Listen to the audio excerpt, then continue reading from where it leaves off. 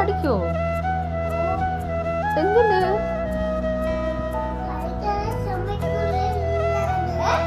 അച്ഛൻ കളിക്കാൻ സമ്മതിക്കൂലേ? അതെന്ത്?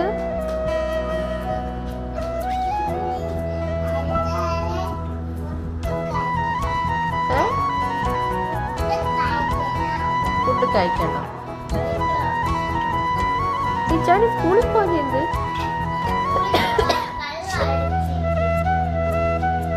സ്കൂളില്ലായിരുന്ന ഇന്ന് അവധി ചോദിച്ചാ എനിക്ക് സ്കൂള്.